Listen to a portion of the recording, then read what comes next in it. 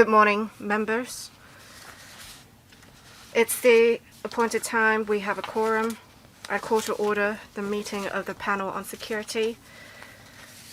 The first agenda item is information papers issued since the meeting on 24th of February 2026. But members, please note that the Secretariat issued a joint letter from 4 members asking the panel to discuss the issue of preventing and combating illicit fuel. The topic has been included in a list of outstanding items for discussion, and the administration proposed to discuss this along with the legislative proposals for the fire services ordinance at the regular meeting in May. The next agenda item is items for discussion at the next meeting. The next regular meeting will be held at 2:30 p.m. on 5th of May, Tuesday. The Security Bureau proposes to discuss 2 items. One, legislative proposal to amend the Fire Services Ordinance Chapter 95 and other relevant pieces of legislation. That is the first item on the list of outstanding items for discussion. As said earlier, we will also discuss the administration's measures on preventing and combating illicit fuel. The second item proposed to be discussed is work on combating illegal employment. That is the second item on the list of outstanding items for discussion. Do members have any comments on the items proposed to be discussed? If not, let's move on to the next item. The next agenda item is latest development of Huanggang Redevelopment Project and legislative proposal for implementing the co-location arrangement. I will now ask the representatives from the administration to come inside the conference room. This item is related to legislative proposals. All other legislative members are invited to join the discussion. Welcome, Secretary for Security and the team. I will ask the Secretary to brief members on the paper. If members would like to speak on this item, please press the Request to Speak button. I will now give the floor to the Secretary. Thank you, Chair, members. Good morning. I will report to members the latest development of the Huanggang Redevelopment Project and introduce the legislative proposal for implementing the co-location arrangement to tie in with National 15 5-year plan and to promote coordinated development within the Greater Bay Area. The HKSAR government has been working hard with the Shenzhen municipal government to enhance clearance capabilities and enhance the connectivity between Hong Kong and other GBA cities. The Huanggang Redevelopment Project is one of the key initiatives to tie in with the national strategy. With cargo transport having a layout of east in, east out, west in, west out, the new Huanggang port will no longer have cargo clearance functions. Instead, it will provide round-the-clock passenger clearance services. It will also implement the co-location arrangement as well as the collaborative inspection joint clearance mode. It is an innovative arrangement. The SAR government will set up a Hong Kong port area that will include the floor that houses the immigration facilities of Hong Kong. It will also have a link bridge, and it will link to the existing Shenzhen road network. The Hong Kong contractor is now conducting works in the Hong Kong port area and installing the necessary facilities. The Shenzhen side is also constructing the link bridge that will connect the building along with the Hong Kong network. It will install also optic cables, and it will support communication and data transmission between the Hong Kong Port Authority and the Shenzhen side. The HKSAR government will continue to work closely with the Shenzhen municipal government to prepare for the project, and we will strive to have preparations done for the commissioning of the new Huanggang port within the current term of the government. The timeline will, however, depend on further discussions. The new Huanggang port will implement co-location arrangements. At the same location, passengers can conduct immigration clearance for both sides, and right now people have to get out of their vehicles. The new Huanggang port also implements the collaborative inspection and joint clearance mode. So people only have to queue once and have their identity verified once to complete clearance. The processing time can be shortened significantly from 30 minutes to 5 minutes. We have a design for cooperative inspection automated channels and integrated information collection device. The police will collect ID information and facial and fingerprint information. With the consent of the user, information will be transmitted to the immigration side by the police, and then the authorities will only compare the collected data with their respective database. There is no sharing of information or the verification results. As for passenger clearance, the new Huanggang port will adopt a document reading and face scan clearance. With document reading clearance, we will allow Hong Kong residents age 7 or above, as well as mainland visitors age 7 or above, to make use of this form of clearance. When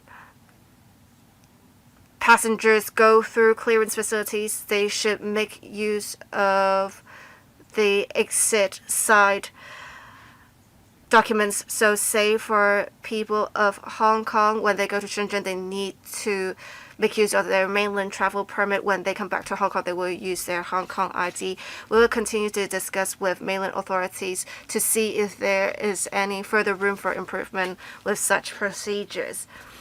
As for face scan clearance, facial recognition technology will be adopted. There is no need for one to present their ID.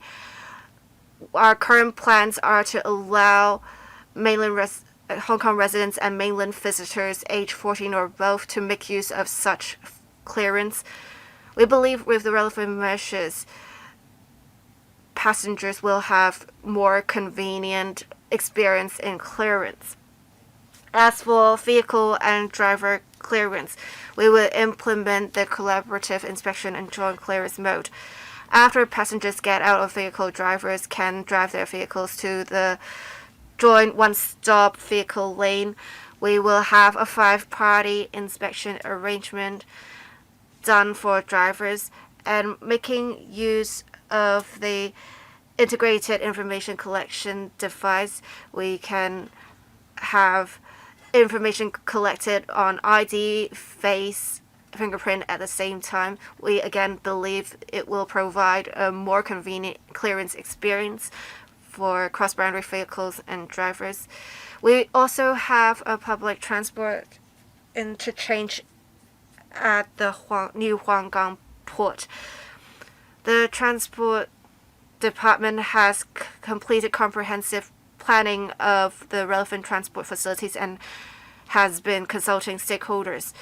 The government is working closely with the Shenzhen municipal side to take forward the cross-boundary railway project for the spur line of Northern Link, and it will be completed in 2034 or earlier. By then, there will be railway services directly accessible to the new Huanggang port. Along with the approach for Shenzhen Pei Port, the HKSAR government will implement relevant laws with the central authorizations, and with the authorizations given, we will legislate laws locally and submit bills to the LegCo for scrutiny. In order to work with the schedule of works at the port, we have already started preparing for the drafting of the laws. To implement the co-location arrangement at the new Huanggang port, we need to legislate for the following matters. 1. To declare an area in the Huanggang port in the mainland as the Huanggang Port Hong Kong Port area. 2. To provide for the application of the laws of the HKSAR to the Huanggang Port Hong Kong Port area for the court's jurisdiction in this connection. 3. To extend the territorial limit of certain pre-existing rights and obligations to include the Huanggang Port Hong Kong Port area, and 4. To make provisions to assist in the interpretation of future documents and court orders. We also need to make consequential amendments, including adding a new definition of Hong Kong Port area to the Interpretation and General Clauses Ordinance, Chapter 1, and to make subsidiary legislation, including having the management of restricted area permits, law enforcement and detention measures, as well as auxiliary facilities for transportation and management. Depending on when we receive authorizations from the central authorities, subject to that, we will submit our legislative proposals for the scrutiny of LegCo in Q2 of this year. This is an important project. I hope that members can support the relevant legislative proposals so as to take forward the important Huanggang Redevelopment Project. We welcome questions from members. Thank you, Chair. All right, thank you, Secretary. I will now open the floor for questions from members. I will read out the order in which members are going to speak. Mr. Andrew Fan, Dr. Johnny Mr. Jimmy Mr. Ken Wong, Dr. Thomas So, Mr. Chris Ip, Mr. Chen Hok-fung, Deputy Chairman, Mr. Yu Ming, Mr. Lau Ka-kan, Ms. Kamen Khan, Mr. Eric Yim, Mr. Dennis Leung, and Mr. Yu Pak Leung. We have 13 members at the moment. I will assign a 3-minute time limit, questions and answers included. If we have more time, I will open for a second round. Mr. Andrew Fan, I would first like to say I very much support the project. People have great expectations for the project. The paper mentioned a lot of measures that will provide convenience in clearance. Now, citizens are most concerned about the waiting time at boundary control points, especially during peak periods. At the new port, will there be specific measures to tackle peak hour traffic? Now, the co-location arrangement has been implemented at several ports now, but it still takes quite some time for clearance. With the new measures, is it possible to resolve this issue? If it can do that, can we implement that at the Shenzhen Bay Port? Thank you. Secretary, thank you, Chair. The new Huanggang Port, we believe, will shorten the clearance time from 30 minutes to 5 minutes. We have a daily flow of people on weekdays being 40,000. During holidays, it can be 50,000. The peak would be 60,000. But then the capacity for the new Huanggang Port, at least at the very beginning, will already be 200,000. With the Northern Link project completed, we can enhance that to approximately 300,000. As for our clearance channels, with the e-channels and manual counters combined, we have approximately 84. In future, the new Huanggang Port will have 202, so it's 1.5-fold the number before.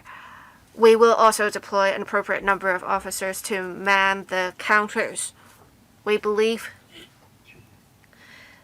we can have control over the time needed for processing.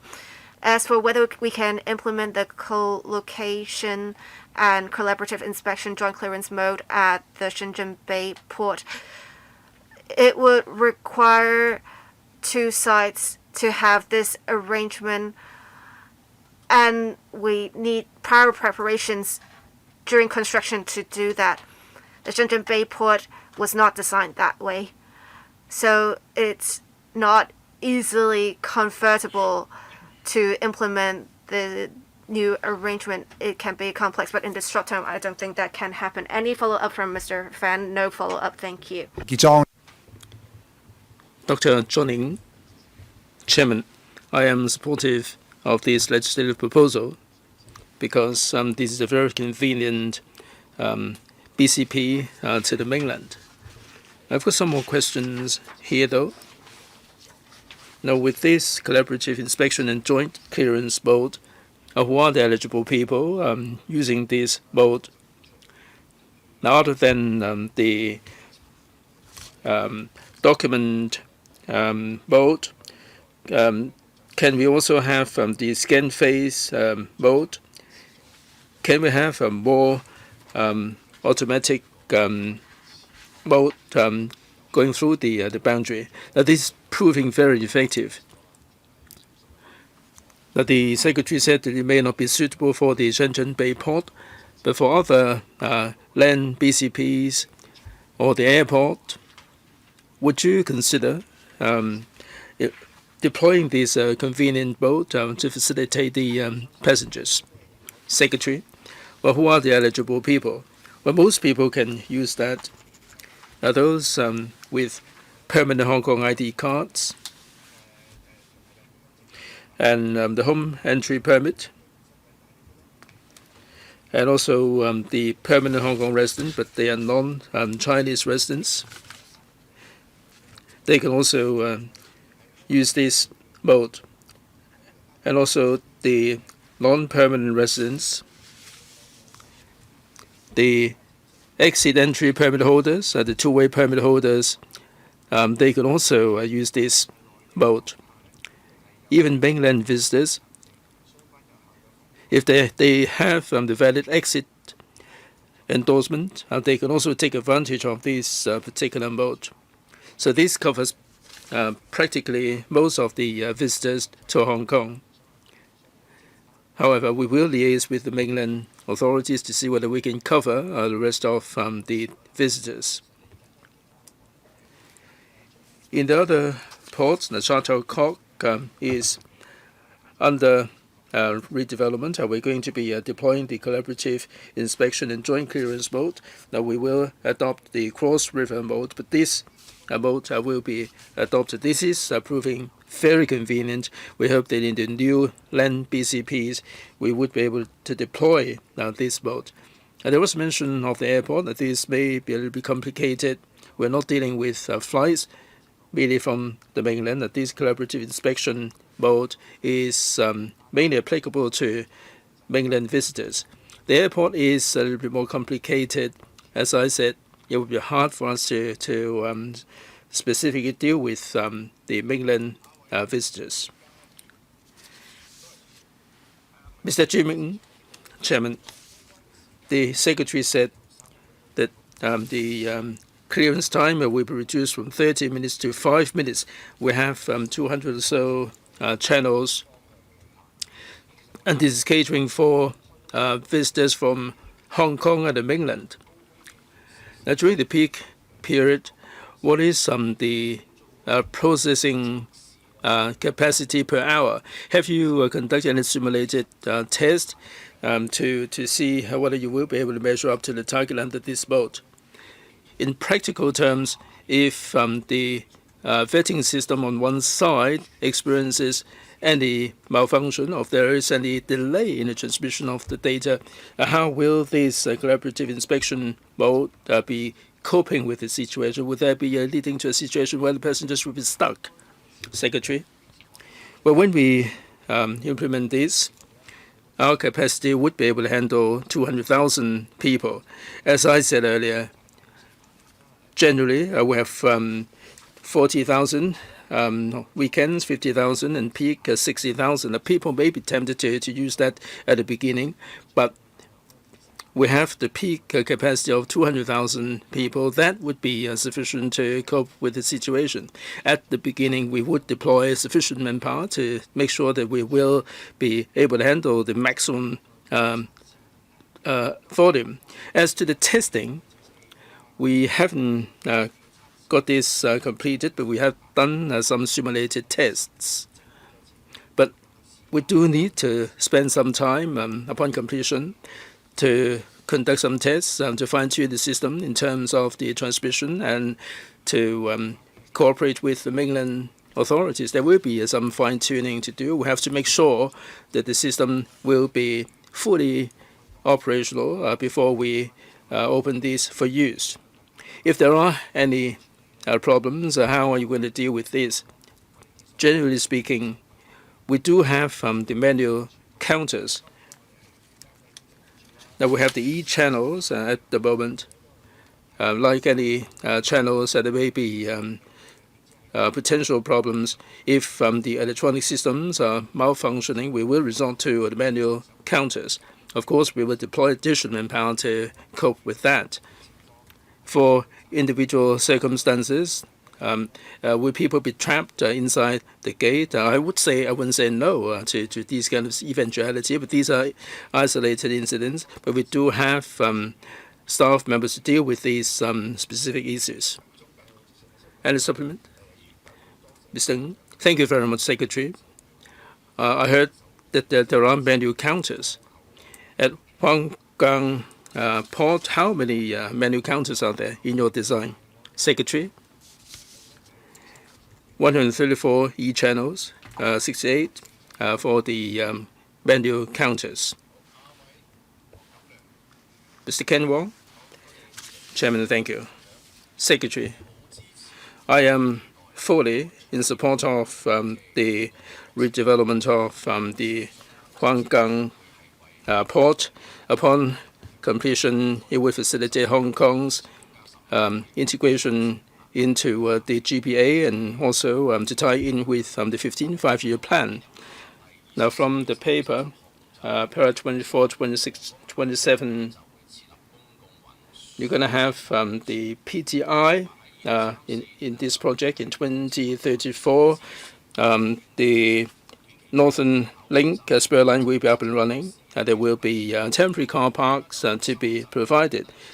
Have you liaised with the Shenzhen authorities regarding the buses and the cross-boundary coaches, and also the specific location of the car parks, the location, the number?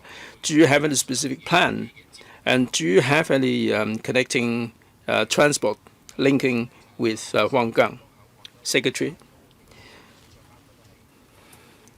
But this is about the cross-boundary coaches as well as the public transport going to the Huanggang area.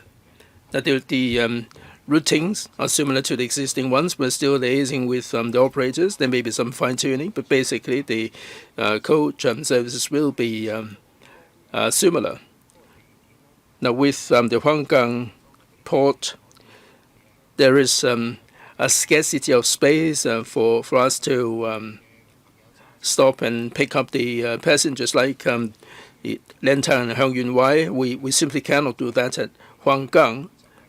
But in the vicinity, we are intending to identify some space, a specific location to be identified, maybe at the Santin interchange, and there may be some parking spaces, and shuttle buses can be provided to take people to the new Huanggang Port, and maybe a couple of minutes ride. People can go there and go into or get on the transport to go into mainland.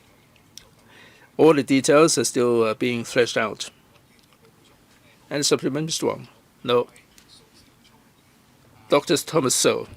Chairman, thank you. Thanks very much, Secretary, for briefing us on this co-location arrangement for Huanggang Redevelopment Project. I support this co-location idea for Huanggang. However, there are two specific questions.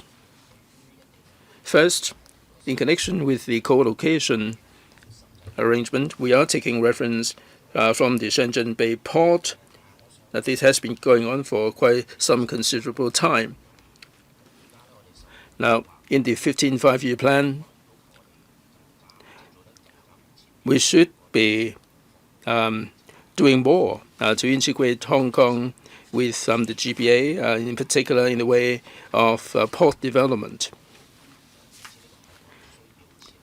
Now, with this Huanggang port, we would have to designate some closed areas. There were different ways of doing that, and we did try to reduce the size of closed areas.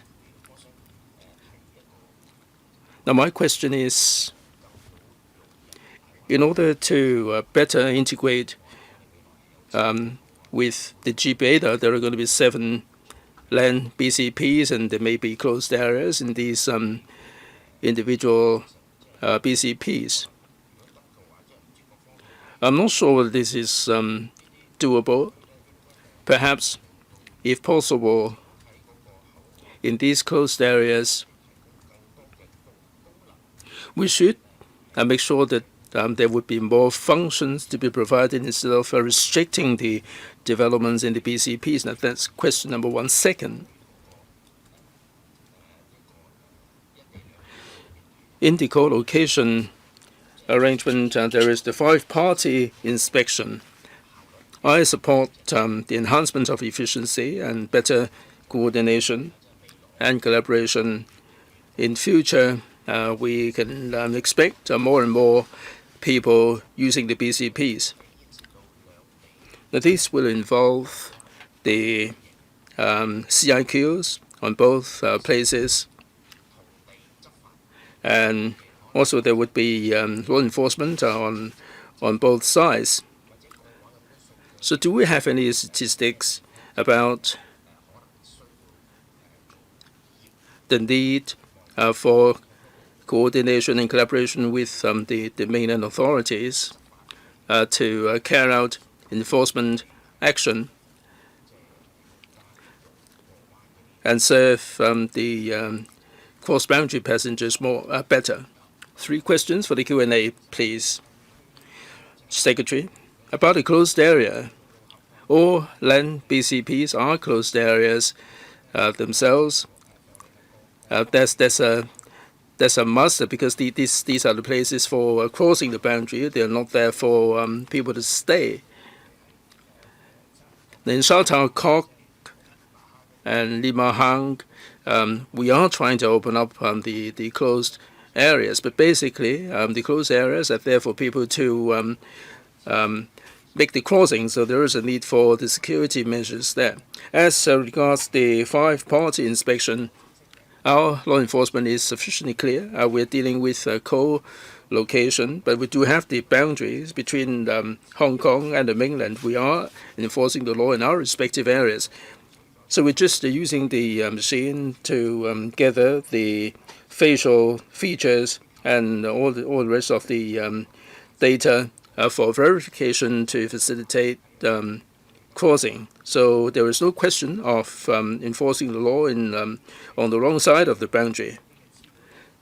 Now, we do have the information about law enforcement that will be exchanged, like there may be people who are carrying illicit goods, and we'll have to inform the other party this kind of intelligence. We do have a mechanism like this. Mr. Chris Ip, Chairman, thank you. About this Huanggang Redevelopment Project, I am in support of that. There are 2 questions I'd like to pose. First, about the protection of personal data. Here, with using this collaborative inspection and joint clearance mode, the passengers, when they're leaving Hong Kong, the information, the data will be transmitted to the mainland authorities, although the paper says that there will be no question of using the data bank of the other side, but there will be certain information that will be passed on to a third party. Under the law, technically, how can we safeguard the privacy of the outgoing passengers and also the legal issues? Second, about the transport arrangement. In connection with car parks, what is the scale of the car park like in your mind? Now, we have the Lok Ma Chau closed area, And there is also a big area for cargo clearance. Now, this is going to be going. Will you be releasing that portion of land for the designation of a larger scale car park? Now, for those who are driving there and they will be parking there, now what proportion, what ratio of the passengers will be driving there to Huanggang? I'm concerned about the pressure on the traffic. If we're causing traffic congestion, it may not be good enough. Thank you. Secretary. Thank you, Chair. As Mr. Ip said, we are only transmitting information related to one's face and fingerprint to the other side for them to verify against the database. The transmission of information requires the consent of the user. If they do not consent to it, they can go back to using manual counters. So the premise is consent has been obtained. We have very stringent requirements for protection of privacy. We will make sure such information will not be accessed by those who do not need such information. As for vehicle parking, the Transport Logistics Bureau is looking at where we are going to put the car park and how big it has to be. We also need to have in mind the development of the Northern Metropolis. The Chief Executive already said in 2024 the land in the vicinity will be used for innovation and technology. Because we have such space, it does not mean we need to make use of it as a car park. We'll see if we can find some space that is convenient and can be used for parking. Mr. Chan Hak-kan, Deputy Chairman, thank you, Chair. I very much support the implementation of the co-location arrangement because it provides convenience. We have this relatively new form of clearance called face scan clearance. Will we have gates? Most people don't know much about the clearance arrangement. Sometimes they would still have gates, and it's just that one doesn't have to present their ID. I also want to ask if there is going to be round-the-clock clearance. If there is round-the-clock clearance on the Hong Kong side, what are the transportation arrangements going to be to tie in with that? From the plan, I see in the building there is a floor for public transport interchange. Is that the one for the Hong Kong side or for the mainland side? If it is for the mainland side, I think there's not much space for cars from Hong Kong. So can we make use of the facilities as well? Secretary. There are gates for both forms of clearance. Basically, for the first gate, one can either present their ID or show their face. And then in the second gate, they will put their fingerprint. We also have a different form of contactless clearance that Mr. Chen probably talked about. And we're testing that on Chong-yin Street. It does not require a gate. It is different from what we're going to implement at the new Huanggang port. The one at the new Huanggang port would still have gates. As for round-the-clock clearance, we already have round-the-clock clearance at the existing Huanggang port. So there, we already are quite experienced in providing round-the-clock transport services. But in future, we'll see if we need to make adjustments to transport services with reference to new operations, especially because we will have a higher flow of people. We will have in mind this when designing for the new transportation facilities. As for what Mr. Chen mentioned about the floor, it is the public transport interchange for the Hong Kong side is on L2. The Shenzhen side public transport exchange is located on B1. So we'll have different floors and the traffic will not be mixed up. Thank you, Mr. Yu Ming. Thank you, Chair.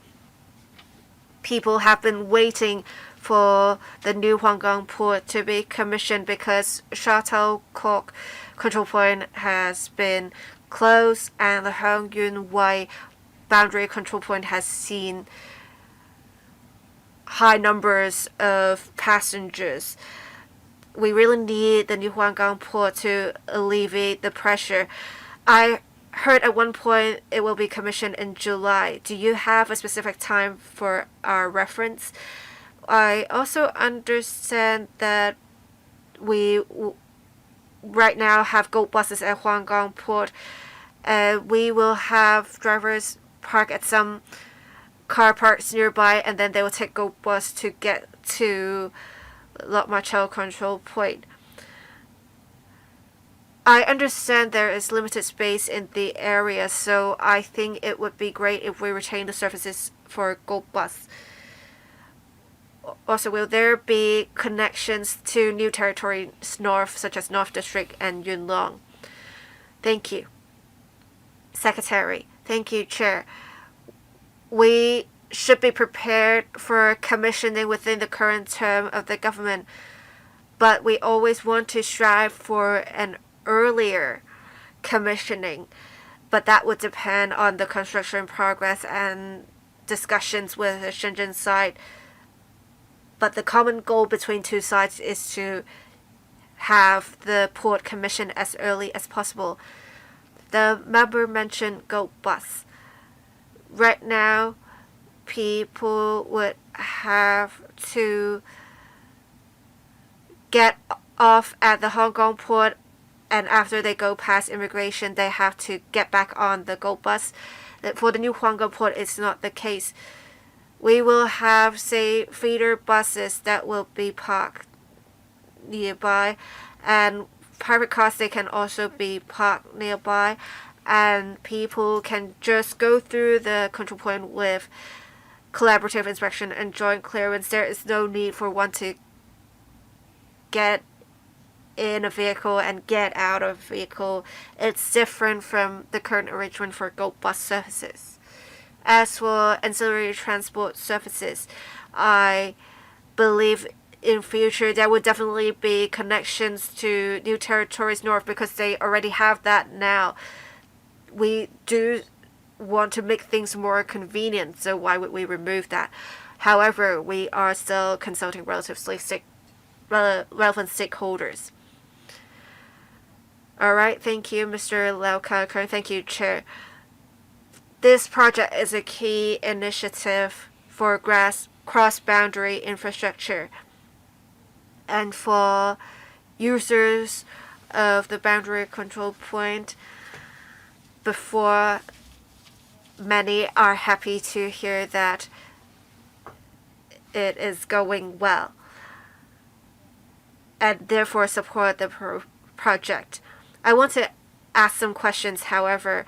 In paragraph 6, it talked about there being a link bridge that is being constructed. When will it be completed?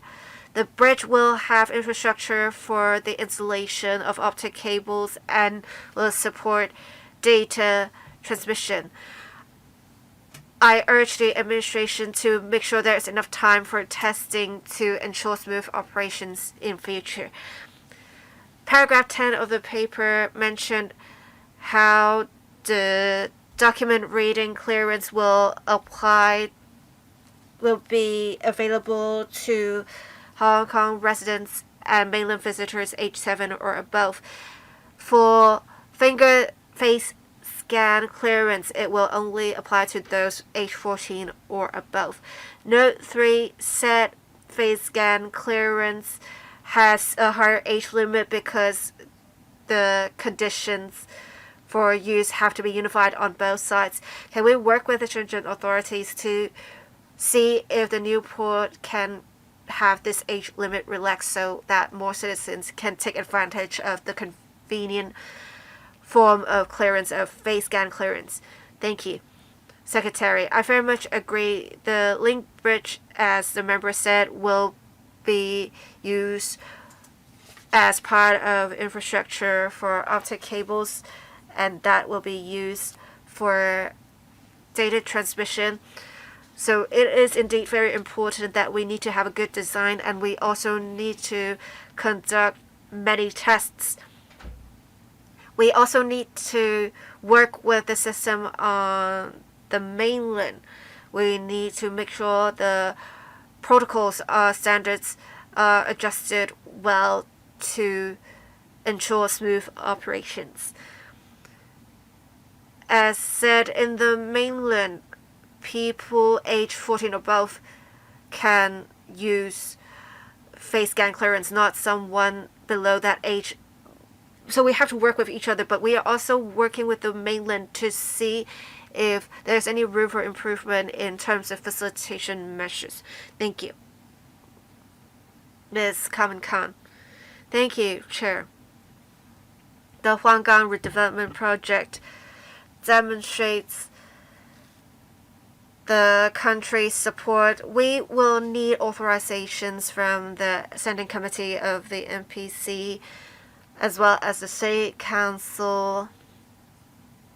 We also have the involvement of Shenzhen Municipal Government and the HKSAR government. The initiative is led by Secretary for Security, but it involves multiple departments as shown by the different departmental representatives present here today. Of course, electrical will work with you as well. In paragraph 44, we talked about how the bill will be submitted to electrical for scrutiny in Q2 of this year, but this is premised on the fact that we have central authorizations. We had to legislate for certain matters, but we also need to have some sort of cooperation agreement with the mainland side in future, I imagine. Say, for the fact that this is a building on the mainland, but there is a Hong Kong port area, and we have to exercise our rights within that area. This is something to do with jurisdiction. I want to ask, should there be emergencies, will the contingency plans be outlined in the relevant cooperation agreement? Thank you, Secretary. Thank you, Chair. Indeed, we can only legislate for matters after we receive central authorizations. We expect the bill to be introduced into Council in Q2 if everything goes smoothly. While we have jurisdiction of the Hong Kong area, the land is indeed located on the Shenzhen side, so for emergency rescue as well as maintenance and repairs, there are some special arrangements. Through the Task Force on Cooperation, we already have some sort of agreement for emergency rescue. We will also have a rescue first approach, and this is not something new. We already have relevant arrangements at Shenzhen Bay Port. As for maintenance and repairs, it works similarly.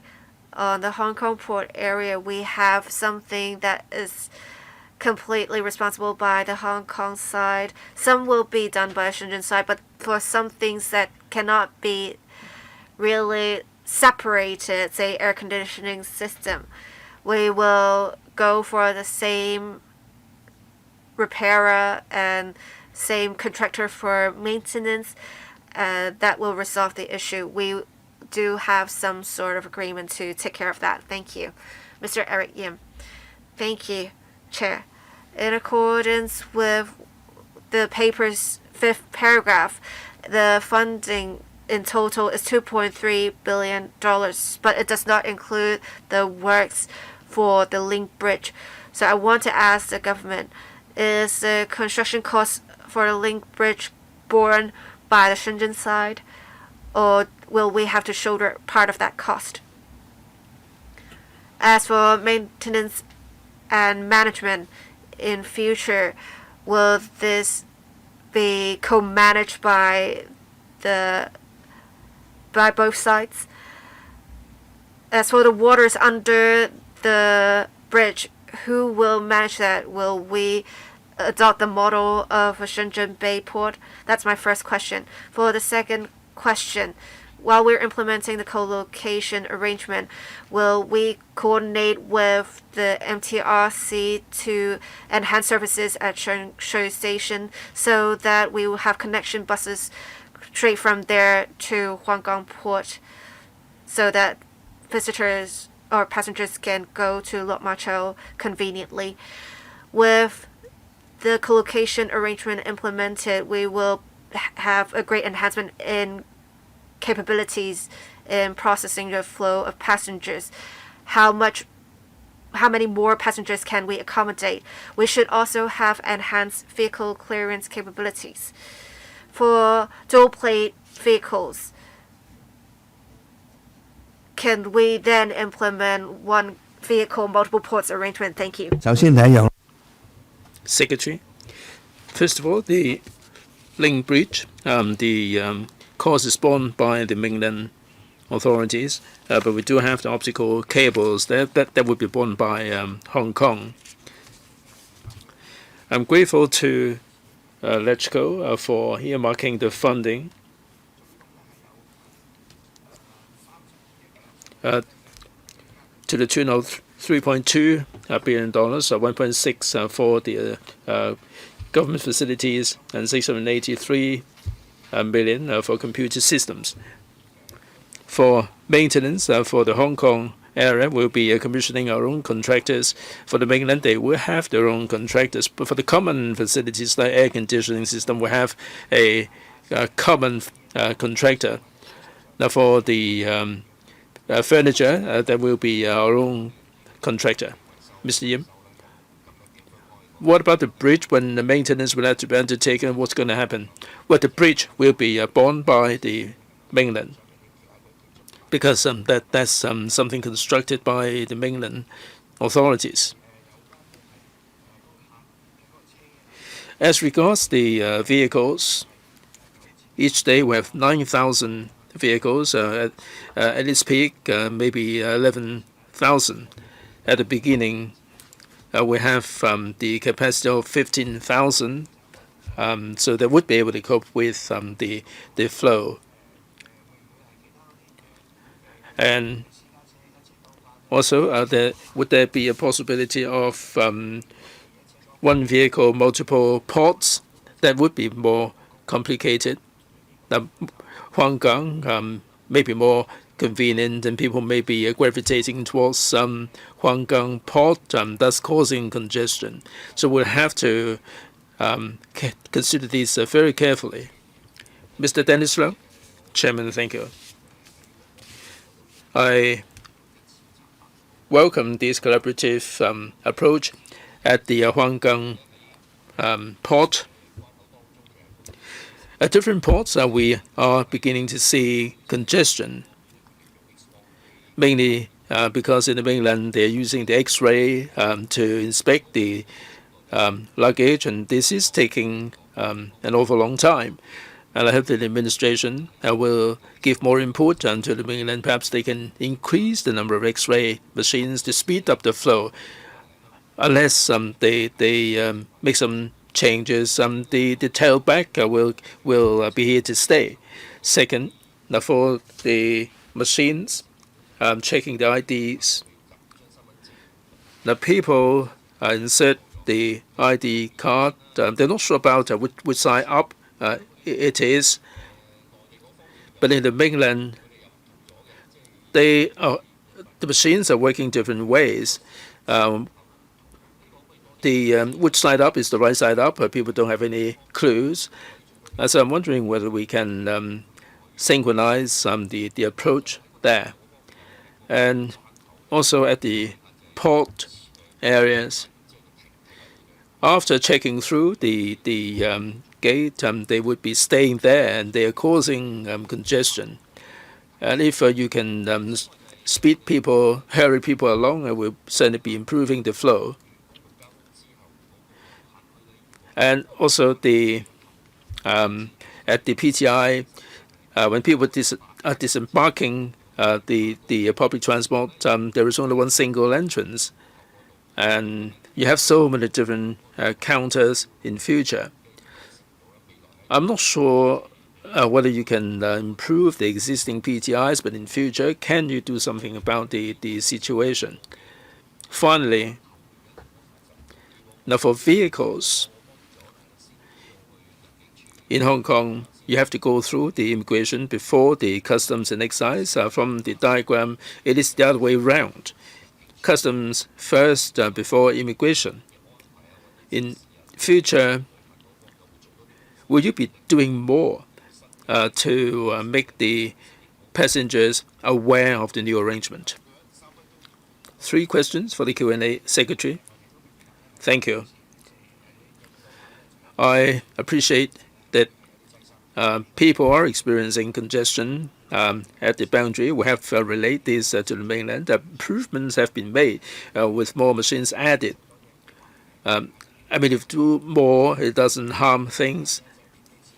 I think we can stick some labels to make people aware which side up the document should be.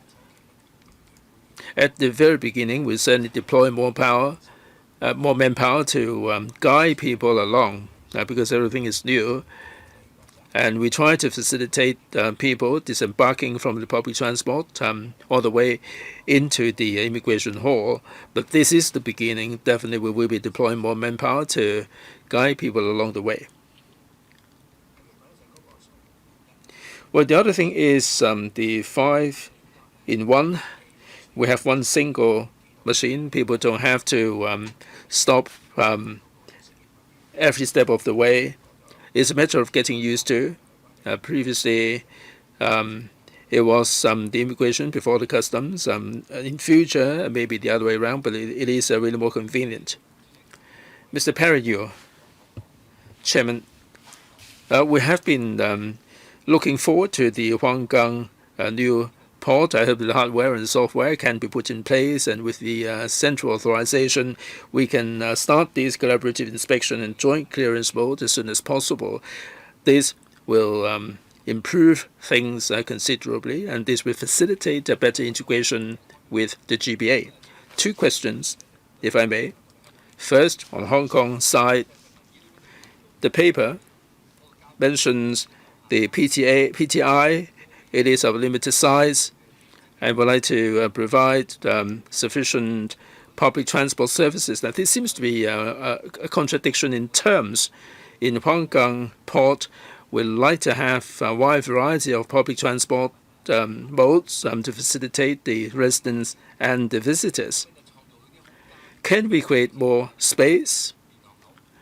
Like Liantang, Heung Yun Wai, we can have direct access for passengers and vehicles.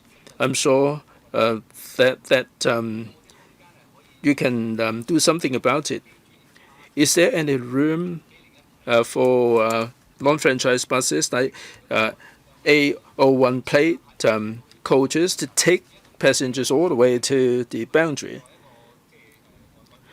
Let's say you are entertaining or you're receiving a group from overseas, and they're doing some tours locally, and then you're taking them to the Huanggang port, and then you have to move them into another coach, and this is not desirable at all.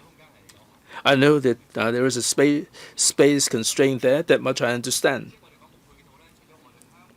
So we need to have the package of measures all the way up to the boundary, and also the measures to facilitate people to go across the boundary.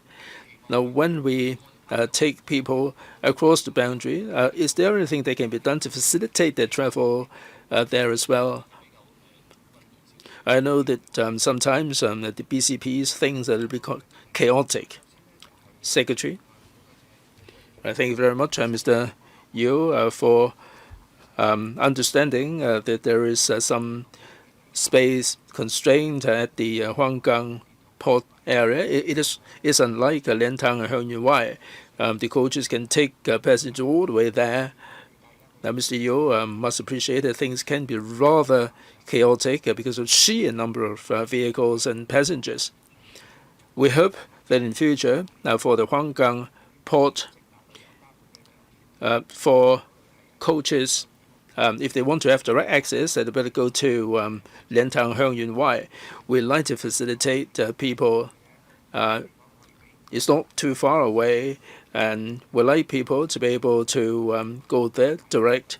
And I don't think it would inconvenience people too much, because it's not a desirable situation to have congestion like Liantang Hongyun Wai. The industry is liaising with the mainland, and we are happy to convey the message to the mainland as well. Mr. Dominic Lee, Chairman, Liantang is success story because of the direct access arrangement. Mr. Perry, you already alluded to this, and Mr. Secretary said that at Huanggang there may be some space constraint that may not be possible for direct access. At the end of the day, if you have to change coaches, they may be frequent. You still have to add 5 to 10 minutes to your journey.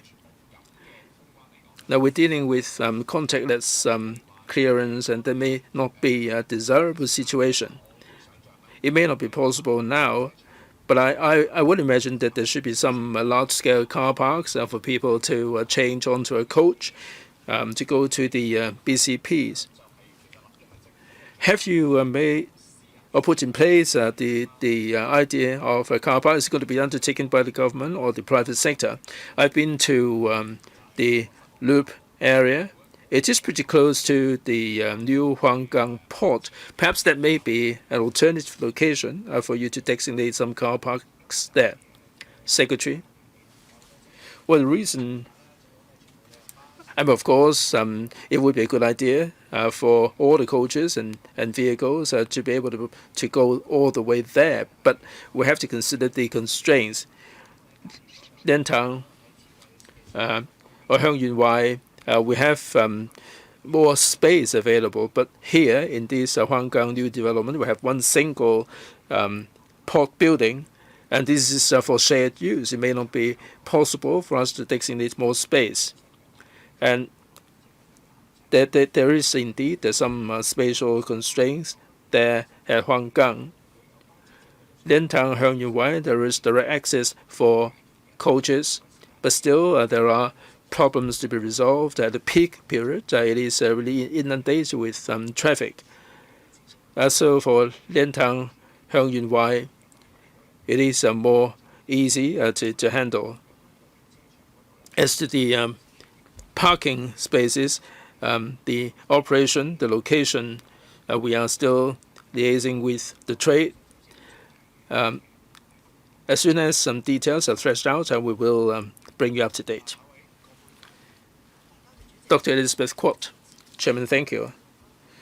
I support the legislative proposal for the Huanggang new port, and this will mean a great deal of convenience for the passengers. That the face scan clearance at Shenzhen Bay Port is so good, it is going down well with the public. I'm glad to hear that the government is liaising with the mainland authorities, and they are using technology to improve clearance at the boundary. At the Northern Metropolis visit, Ms. Mabel Chan has said that the government will be fully developing the low-altitude economy, and this can apply to the cargo transport. And at Huanggang, there is certainly some space. We probably haven't factored into the equation the idea of a low-altitude economy in Huanggang. Perhaps you might wish to liaise with the mainland about how you're going to take this forward. What we'd like to see is we may take off in Hong Kong, and we may really have the co-location arrangement for the flight to be going to different parts of the mainland. Now, Huanggang is mainly for passenger clearance. Now, at the moment, we have the clearance for vehicles and also for passengers. We're going to see drones making the crossing. What is the arrangement going to be like in future? Secretary, thank you. Right now we have 38 projects in the first batch of sandbox projects, and the task force on developing low altitude economy is ready to launch an enhanced version of the regulatory sandbox, and we will be testing in particular cross-boundary routes and some more complex application scenarios. The working group is looking at some of the applications. When we have more details, we should announce them. We do understand there is a need to develop cross-boundary economy, but then we have to make sure we comply with relevant legislation, and we are considering piloting some of the projects at the new Huanggang port. Thank you, Chair. Chair, I just want this Bureau to think about planning in advance at different takeoff and landing points, and it will take time to liaise with the mainland authorities. I hope that you can have discussions early on, have the top level design down. If you need to alter the boundary control facilities, to do that, please plan in advance for the comprehensive development of the low altitude economy. Secretary, any response? This is exactly what we're doing when we're preparing for the regulatory sandbox X project. Thank you. Thank you, Secretary.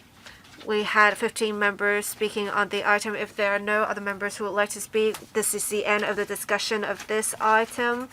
Let's move on to the next agenda item. Agenda item number 4. Upgrade of the computer-assisted palm print and fingerprint identification system and the evidence management system. I will now ask representatives from the administration to come inside the conference room. This is a funding proposal. I remind members that in accordance with Rule 83A of the Rules of Procedure, members should disclose the nature of any direct or indirect pecuniary interests relating to the item before they speak on the item. All other electoral members are invited to join the discussion of this item.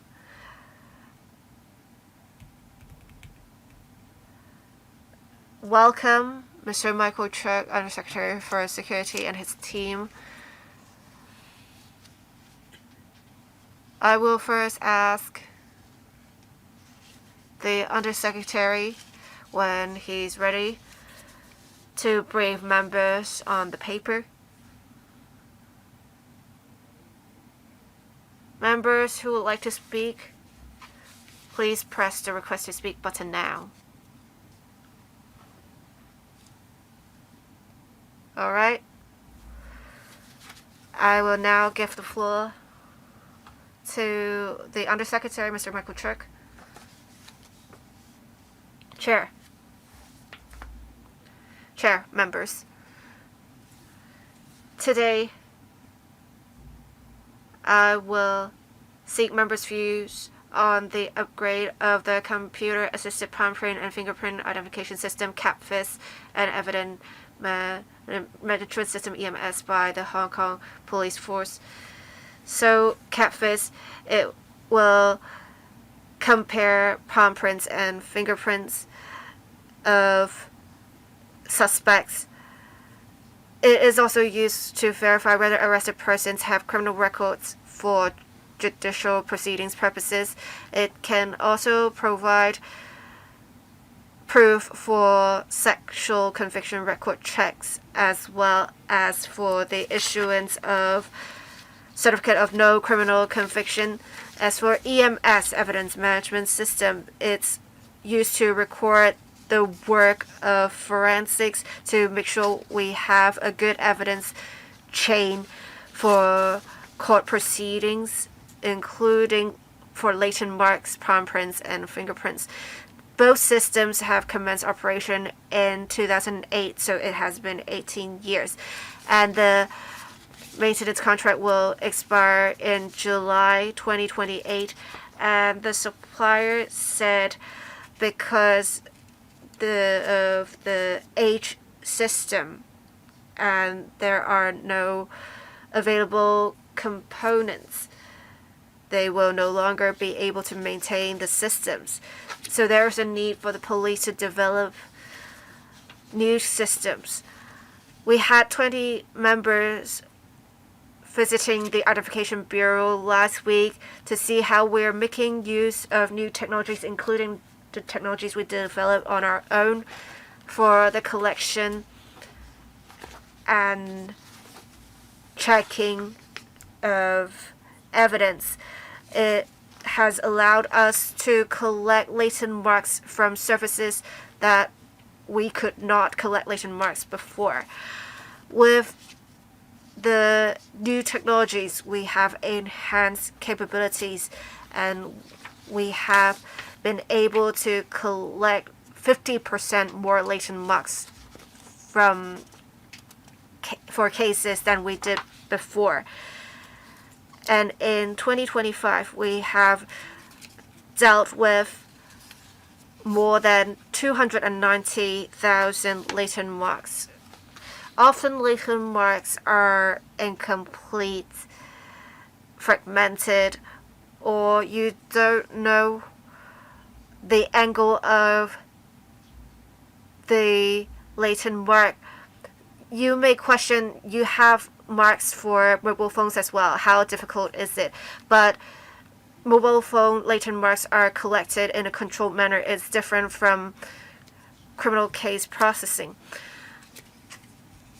And there is therefore a need for an upgraded system for our processing of the latent marks. We have in our budget $102 million. That includes a 5% contingency. The system was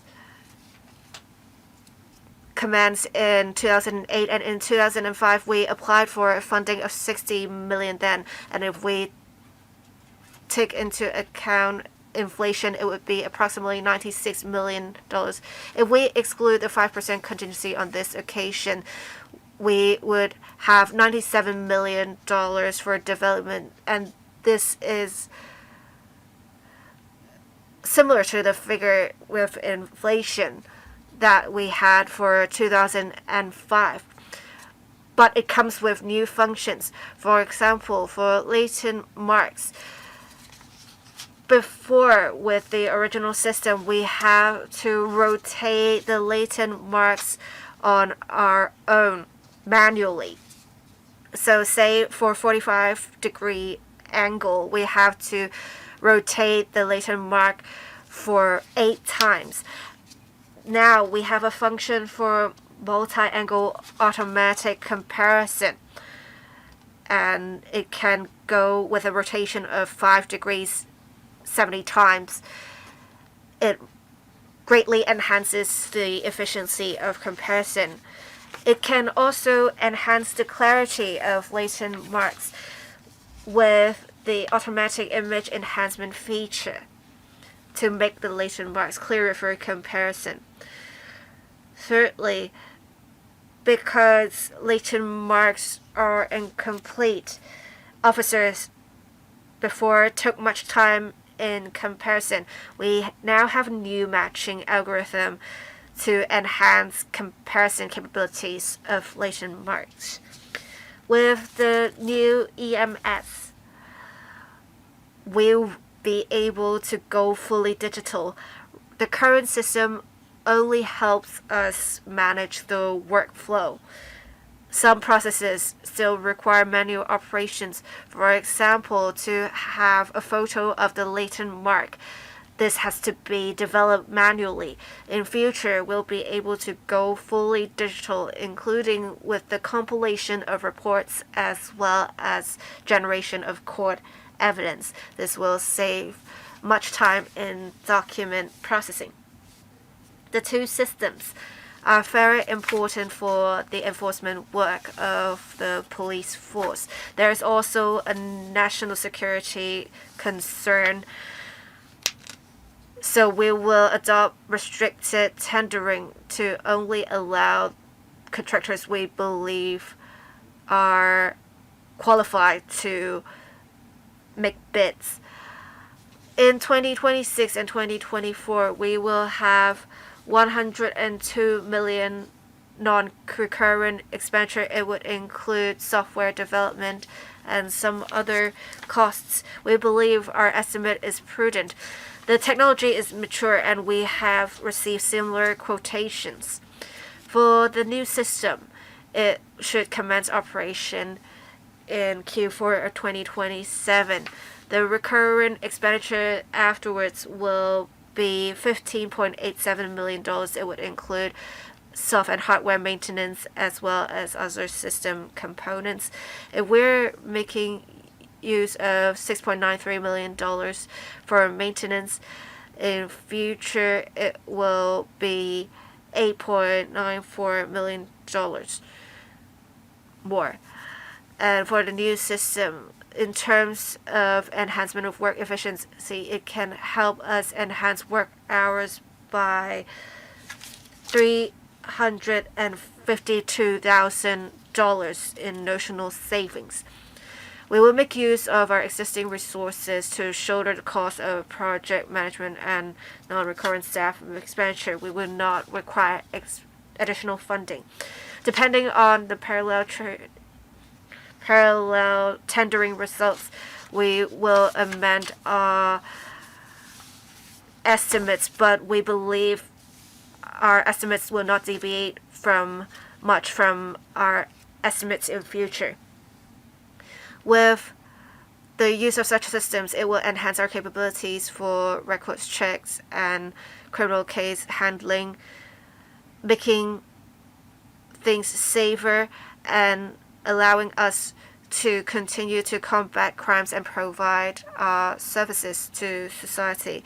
I hope that members can support the upgrade of the systems and allow us to seek funding from the Finance Committee. Thank you, Chair. Oh, excuse me, Chair. I would like to add something. We have tabled a breakdown for details of non-recurrent expenditure for members' reference. Thank you. I believe members see the table document, and I also thank the Security Bureau for allowing members and non-members of the panel to visit the facilities, so we have a great understanding of the systems, which is probably why we do not have that many members wanting to ask questions on this item. Right now we have 6 members who have pressed the request to speak button. Let me read out the order in which members are going to speak. Mr. Ken Wong, Mr. Chan Hak-kan, Deputy Chairman, Ms. Carmen Khan, Mr. Tan Ka-piu, Ms. Elizabeth Quad, and Mr. Dennis Leung. I will assign a 4-minute time limit. Questions and answers included. Mr. Ken Wong. Thank you, Chair. I would like to thank the chairman for arranging for members to visit the Identification Bureau of the Police Force to find out more about their work.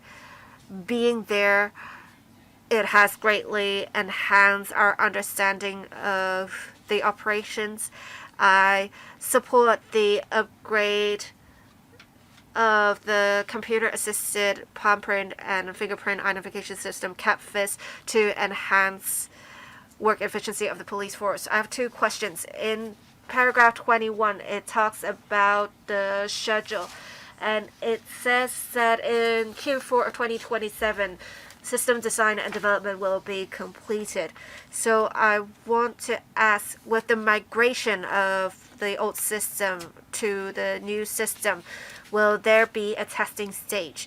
Should there be problems identified during the tests? Do we have any backup plans? Second, in Annex 1, it talks about a non-recurrent expenditure component being training that costs $300,000. Who will be training the personnel? How many will benefit from this? And the Secretary, 2 questions. First, when we upgrade the system in the police, there is an overriding principle that the law enforcement will not be compromised. So we do have a parallel, 2 systems in parallel.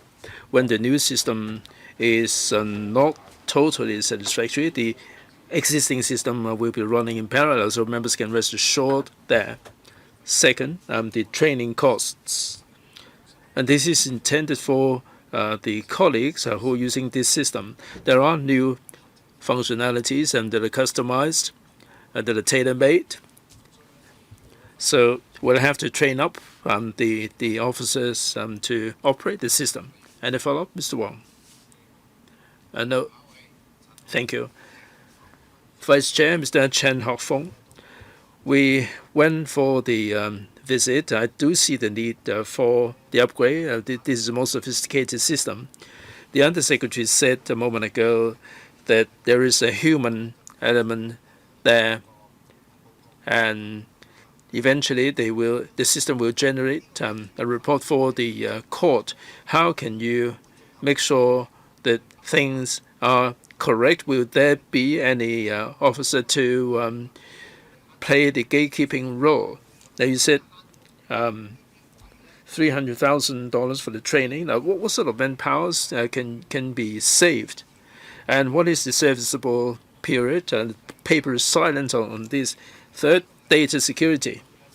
My understanding is that this is not an external system. This is more like an internal system. How can you enhance the security element there?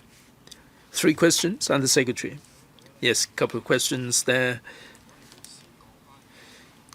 Now, first of all, in the criminal system, the latent marks comparison can be produced as evidence.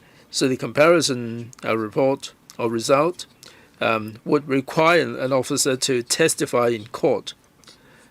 And we do need to have the assistance. Like if the latent marks are derived from the exhibit, we have to produce the exhibit, and how we extract the latent marks for identification. There is a whole process there. We need to have the photos and reports, and also the workflow there. At the moment, we are doing this manually for some parts. In future, everything will be generated by the machine. Now, we need to have the photos, and in future, we'll have the automatic printing. The system can handle everything there. That would save quite a bit of time. Now, our expert will be presenting the latent marks in court that cannot be saved, and so the savings are only in theory. That part of the element cannot be saved. Second, the serviceable period. Normally, the hardware and software vary. Normally, it would be for 10 years. The existing system has been around for 18 years. We do have a specific team to maintain and repair it, and we do carry out the preventative maintenance. This system certainly will be around for at least 10 years or more. Third, now since we're having the new system, we will be enhancing the security element. We are designing the system in such a way that for different cases or different exhibits, we can decide on the access right depending on the ranks of the officers. And this is part of the system, and this is an intranet system. It's not connected with anybody outside. So in terms of the security protocol, we are very confident in the security of the system. Ms. Calvin Khan, Chairman, thank you. On the 17th, I'm grateful to the Secretariat for making the arrangement for a visit to the Identification Bureau. I'm also grateful to the Bureau for taking us through the laboratories, the forensic fingerprint laboratory, and so on. This is really very good for our understanding of the system. Certainly, we're keen to bring people to justice with all these technology. The Secretary said that this tender will be a restricted tender exercise. The paper doesn't specifically mention any details about the restricted tendering. There is a reason of security. Can you tell us more details? Basically, you are inviting the bidders in a restricted way. Now, CAFIS and EMS, they will go out to tender together. The paper doesn't say why you're doing this together and why you're not doing this separately. Now, for EMS, you have the DPO's standing offer agreement number 5, and this is on the basis of the DPO's advice. So I'd like to find out more about the tendering exercise. Second, in the EMS system, you have different access rights on the basis of the different rankings. So once this EMS is procured, you will have a better regulation about the uses. And I'm sure the expert witness going to court will also be of a certain rank. Do you need to have any legislative amendment? In para 13, there are so many different functionalities. Would that be good enough, or do you have to go down the legislative path? Under Secretary, about the tender. Well, other than the open tender, all the rest of them are restricted tender. Now we have the Sharp Eye project, and that's the direct procurement. Now we have to have the national security consideration, and we have to make sure that the bidders will not be discontinuing with the service. In terms of maintenance, they have also to measure up to our requirements. We have conducted some market survey, and the DPO will have the white list for the contractors that have been working with us. We'll work on the basis of whether they fulfill the national security requirements, and also the technical requirements. Now, with this tender exercise, there will be the advantage of competition. Second, the safe design of the system, that we don't need to have legislative amendments. The police officers are subject to internal protocol in the use of the system. Ms. Khan, in terms of the bidding of the bidders, now, according to the FSTB website, for restricted tender, you need to have some research, and FSTB will be playing the gatekeeping role. Is that right? Or the logistics department or the FSTB will have to play a role there. Under Secretary, right? For the in the tender exercise, we have to have the agreement. If we do not resort to open tender, we need to have the DOJ approval before we can deviate from the WTO requirements. Mr. Bill Tank. Chairman, thank you very much. And I'm grateful to the department for making arrangement for the visit. I agree that the restricted tender should fulfill three conditions: national security, technical, and pricing. Now, with this system, the data would be highly confidential, and it is really critical. About a decade or so ago,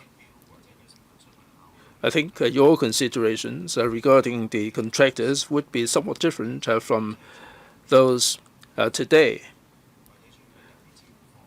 Have there been any risks or any particular situations where you need to apply this particular standard today? You might wish to share with us if there are. Second, about the collection of fingerprint and palm print. Basically, we're collecting them from local residents. But Hong Kong is a metropolitan city. We have a lot of people going in and going out. For visitors, I know that we're not collecting their fingerprints or palm prints, but there may be some cases involving the visitors. How do you deal with this vacuum? Now, for a visitor coming to Hong Kong, if they apply for the non-refoulement claim, do they have to leave this kind of data? Under Secretary, all the law enforcement agencies, if their systems have to do with their law enforcement, and then they will be classified as having the national security element. We didn't have that before, but if the system has to do with the ability to enforce the law, it will have this element. Now, this system has been around for 18 years, and the system is simply too old that we cannot find the right spare parts. It doesn't mean to say that the contractor is discontinuing with the service. The system has been running smoothly. It's just that it is high time we had a new system. We had an upgraded system. Information technology has really improved a lot. Hong Kong is a cosmopolitan city. We have IIs being arrested. We have visitors, quite a number of visitors are being arrested. The law enforcement agencies do have the authority to collect the fingerprints, palm prints, or photos. Or in some other cases, we are also authorized to get the DNA as well. And different departments would have a different authority. And we're working on the basis of our authorization. Now, non-refoulement claimants, definitely the Immigration Department will get the fingerprints. You mentioned certain cases. We collect some fingerprints. We're not able to identify the people. They may be visitors. In that kind of case, we will seek assistance from the relevant authority. The Interpol does have a central database for us to make comparison. All right. Next, Dr. Elizabeth Kwok. Chairman, thank you. Likewise, I'm also in support of the upgrading of the CAFITS and the EMS systems, and also the funding proposal. That this has been around for 18 years, that this is an awful long time. I thank the police for making the arrangement for a visit for us to better understand and get to grips with the system. And they are achieving pretty good results with this system. But technology is really ripping ahead by leaps and bounds. If we can deploy better technology for us to have better identification, then it is time for us to do the upgrading. So I'm all in support of that. And I'm also in support of this restricted tender. Now, geopolitics are really presenting a lot of uncertainties, and this is highly sensitive. In terms of national security, I think we really must make sure that this is a secure system. So we have to pick and choose the contractors that are really reliable, and this is terribly important. The key thing is to go through a tendering exercise. Since technology is developing by leaps and bounds, would there be a situation where people are trying to mislead the police by planting some false fingerprints on the scene? If people are planting some false fingerprints on the exhibits, will the system be able to cope? Yeah. Undersecretary, I understand the question regarding latent marks found at crime scenes. Why are we able to identify latent marks? It comes from secretions of humans, and because, say, fingerprint, the surface of a finger is uneven with human secretions, we can make use of techniques to show latent marks made by secretions. So for a mark that does not come with human secretions, it is very suspicious, and our experts can identify that. Thank you. Any follow-up questions? If not, Mr. Dennis Leung. Regarding government procurement of hardware, I believe there is a need, and it's common, really, due to technological developments and outdated applications. So I support the upgrade of the systems. I want to ask if the government or the police,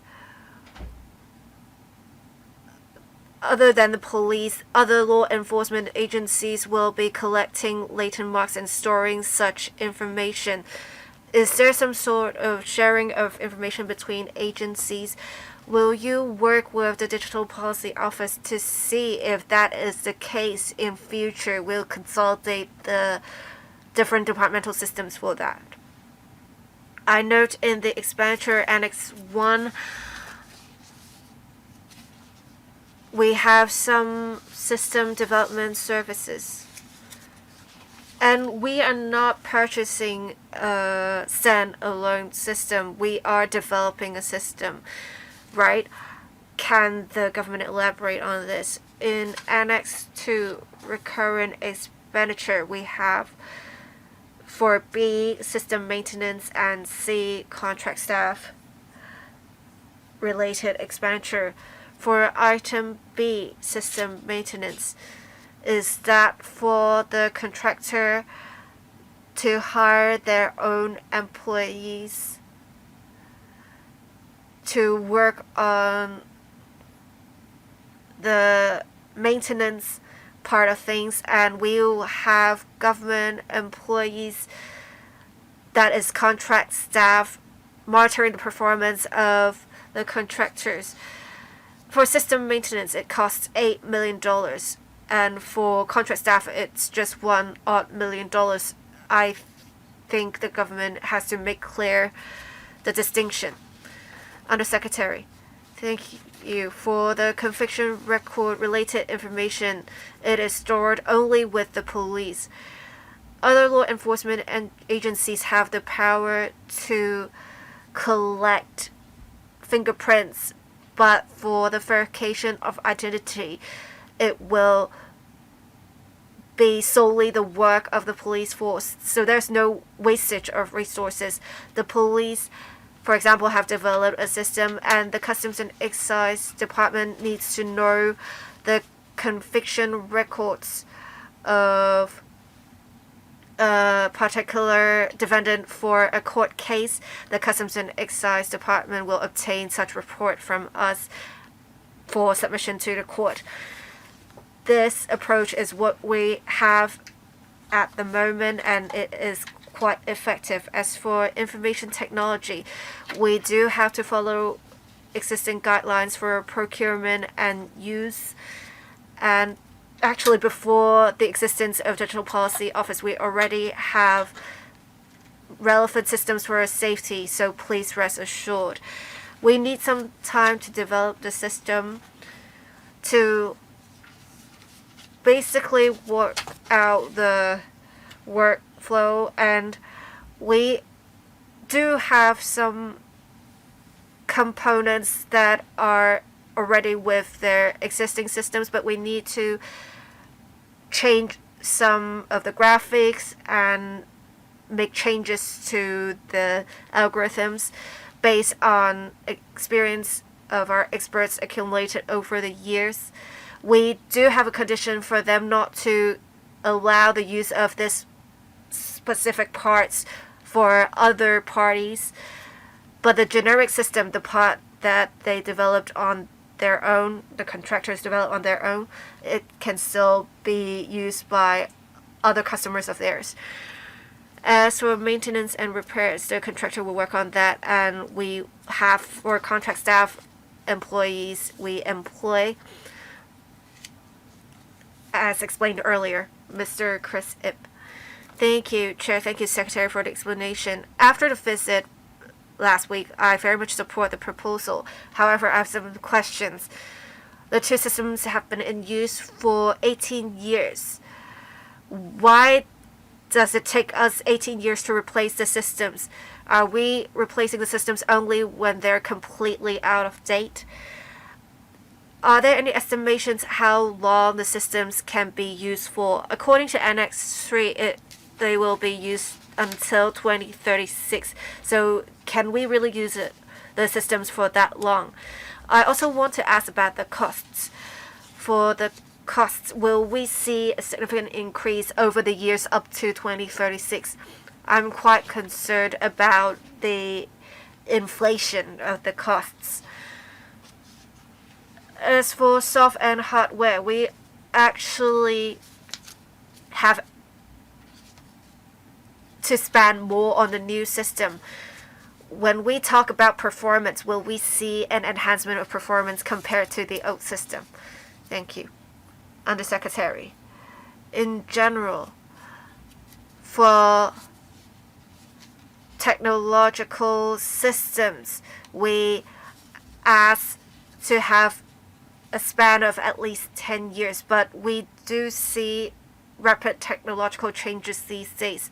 So we make sure we will have for hardware some preventive maintenance or replacement.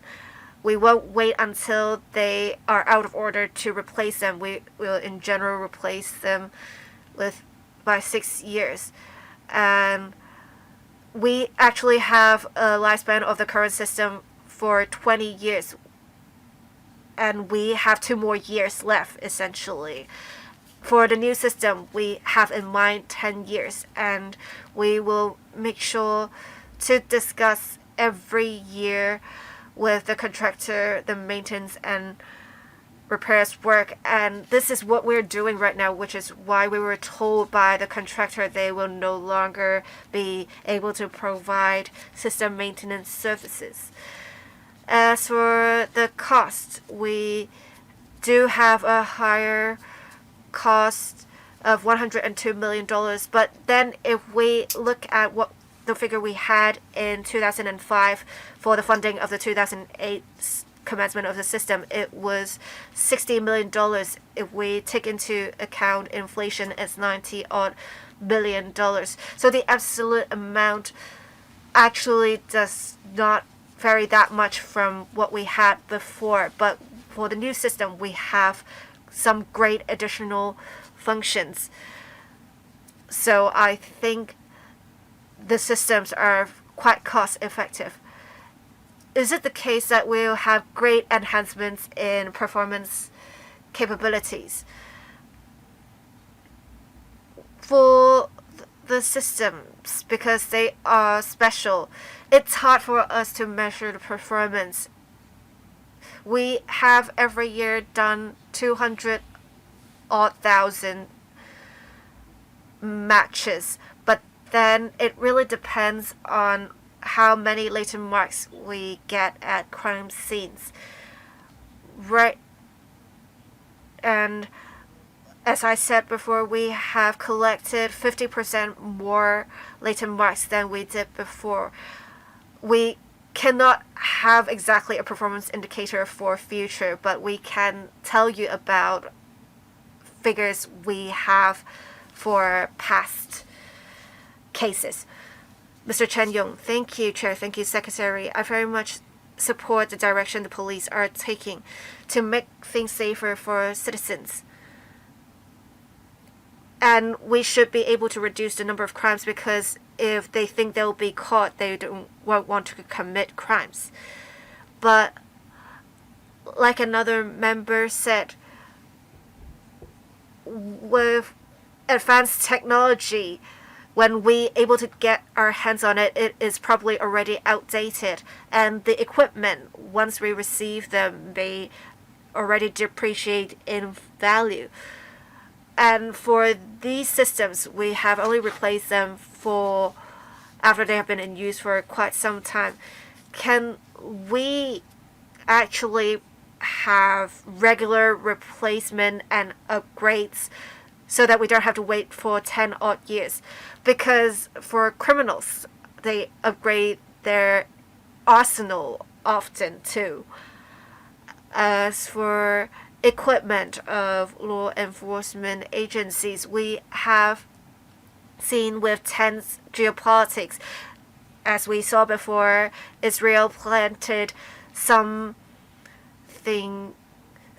devices in the machines, causing an explosion. How can we make sure to protect safety and we can protect our information so that it is not obtained by unscrupulous individuals? We have two systems. One system is for latent mark comparison. The other is for document processing for evidence change. For comparison, there is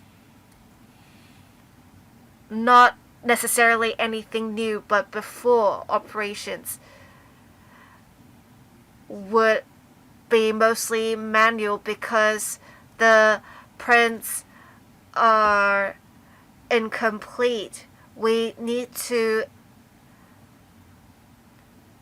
compare the different angles. But now with automatic rotation, it will help us shoulder at least half our work. That's what we expect, but of course we'll need to see it for real.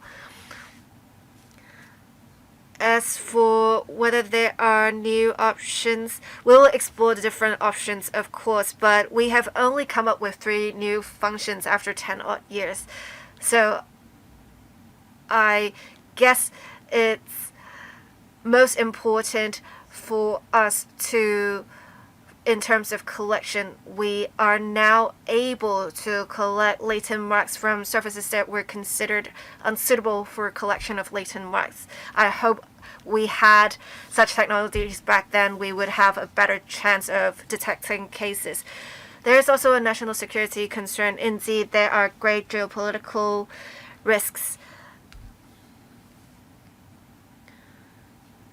For any system that has enforcement-related capabilities, they have to comply with national security concerns, and we therefore have restricted tendering.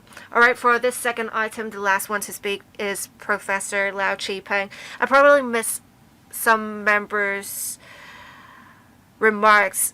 I just want to ask this question anyway. It is a very simple question, but pragmatic. I often want to ask, with immigration, we have to twist our finger to detect a fingerprint. Of course, this system is much more advanced. I want to ask if there are other issues with this system like this that you have to deal with. Thank you. Undersecretary, Professor Lau's comments would have would be twofold. One, we have to collect fingerprints from the suspect first. And actually it can be quite difficult. Before we would have to have fingerprints printed at the laboratory. Now we make use of digital scanning, and with fingerprints and palm prints now they are scanned, which is easier for us to detect and collect suspects' fingerprints now. For crime scenes, often the fingerprints are fragmented, and that is normal because often you wouldn't see people leaving their palm or fingerprints fully on a surface. And we can make use of the collected information to verify against information on our database. All right, we had 9 members who have spoken on this item. I would like to now ask members, do members agree or not object to the administration to submit this financial proposal to the Finance Committee for consideration? There is no objection. Thank you, Undersecretary and his team, for attending today's meeting. Let's move on to the next agenda item. The next agenda item is any other business. If there is no other business to be proposed, meeting adjourned. Thank you. Thank you.